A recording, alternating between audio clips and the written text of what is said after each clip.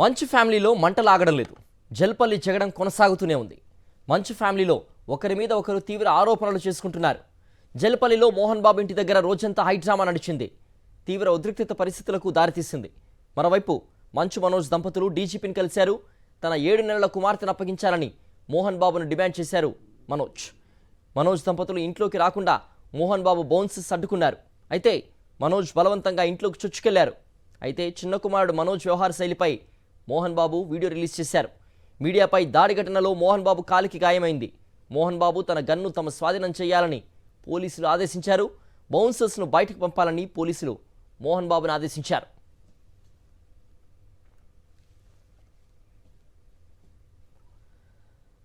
జల్పల్లిలోని మోహన్ బాబు నివాసం నుంచి మరింత సమాచారం మా ప్రతినిధి సాయి కిరణ్ అందిస్తారు. సాయి కిరణ్, ఇప్పటికే దాడి ఘటనలో మోహన్ బాబు కాలికి గాయమవడంతో కాంటినెంటల్ హాస్పిటల్లో చికిత్స పొందుతున్నట్టుగా తెలుస్తోంది. ప్రస్తుతం జల్పల్లి నివాసం వద్ద ఎలాంటి సిచ్యువేషన్ నెలకొని ఉంది?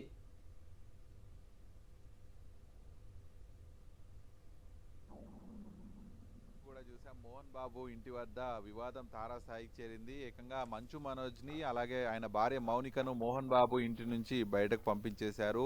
ఏదైతే ఆయన మంచు మనోజ్ ఆయన మాట వినకపోవడంతో సో అతన్ని బయటకు పంపించేసినట్టుగానైతే తెలిసింది. సో మనోజ్ మాత్రం డీజీపీని కలిసిన తర్వాత మళ్ళీ మోహన్ బాబు నివాసానికి వచ్చిన తర్వాత అతన్ని బయట ఆపేయడంతో అక్కడ పెద్ద ఎత్తున ఘర్షణ వాతావరణం నెలకొంది. గేట్లు కూడా తోసేసుకొని లోపలికి వెళ్ళాడు. ఆ తర్వాత మనం అంతా కూడా నిన్న చూసాం ఏ విధమైనటువంటి దాడి జరిగింది. మోహన్ బాబు కూడా అక్కడ మీడియా పైన ఏ విధంగా దురుసుగా ప్రవర్తించారు, ఇవన్నీ కూడా చూసాం. అయితే ఈ మొత్తం ఘర్షణలో మోహన్ బాబు కూడా కొంత ఆయన ఆరోగ్యం కూడా దెబ్బతిన్నదని చెప్తున్నారు. అలాగే మనోజ్ తల్లి ఆరోగ్యం కూడా దెబ్బతినడంతో వారిని కాంటినెంటల్ ఆసుపత్రికి విష్ణు తరలించారు.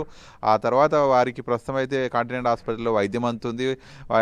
విష్ణు కూడా రాత్రి హాస్పిటల్ నుంచి ఇంటికి బయలుదేరి ఇంటికి వచ్చారు. మరి మనోజ్ కూడా ఇంటికి వచ్చినట్టు కూడా తెలుస్తుంది. మరి ఈ రోజు పరిణామాలు ఏ విధంగా ఉండబోతున్నాయో చూడాల్సి ఉంది. ఎందుకంటే ఇప్పటికే రాచకొండ కమిషనర్ను అయితే రాష్ట్ర law and order additional DG Mahesh Bhagwat కూడా ఆయనను ఆదేశించారు. మనోజ్ వెళ్ళి కలిసిన సమయంలో కూడా రాచకొండ సిపి సహాయం తీసుకోవాలని చెప్పి సిపికి సూచించడంతో కూడా నిన్న రాత్రి జరిగినటువంటి మొత్తం ఘటన పైన సిపి అటు మోహన్ బాబుకు ఆయన 2 కుమారులు విష్ణుకు మనోజ్ కూడా నోటీసులు పంపించారు.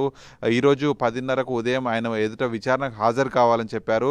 అలాగే మోహన్ బాబు కావచ్చు, మనోజ్, విష్ణుకు సంబంధించినటువంటి గన్లను కూడా సరెండర్ కూడా చేయాలి, 1,00,000 పూచికత్తు కూడా చెల్లించాలనేది కూడా ఇప్పటికే అటు వారికి ఆదేశాలు కూడా జారీ చేశారు రాచకొండ కమిషనర్. మరి ఈరోజు రాచకొండ కమిషనర్ ఎదుట విచారణకు మోహన్ బాబు, విష్ణు, మనోజ్ హాజరవుతారా లేదా చూడాల్సింది. ఎందుకంటే మోహన్ బాబు ప్రస్తుతం హాస్పిటల్లో చికిత్స పొందుతున్నారు. మరి ఆయన ఏమైనా మినహాయింపు తీసుకొని కేవలం విష్ణు మాత్రమే విచారణకు హాజరవుతారా? ఒకవేళ విచారణకు హాజరు కాకపోతే రాచకొండ కమిషనర్ ఏ విధమైనటువంటి యాక్షన్ తీసుకుంటారు, ఇవన్నీ కూడా చూడాల్సి ఉంది. ఇప్పటికే అటు మోహన్ బాబు ఇచ్చినటువంటి కంప్లైంట్ మీద మనోజ్ వైఫ్ మౌనిక మీద కూడా కేసు నమోదైంది పాడిచేరి పోలీస్ స్టేషన్లో.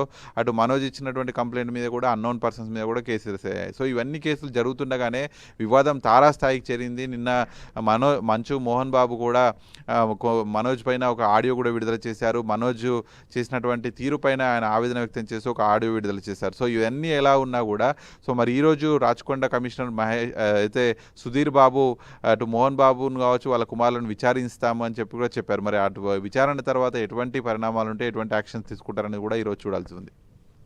ఓకే సాయి కిరణ్.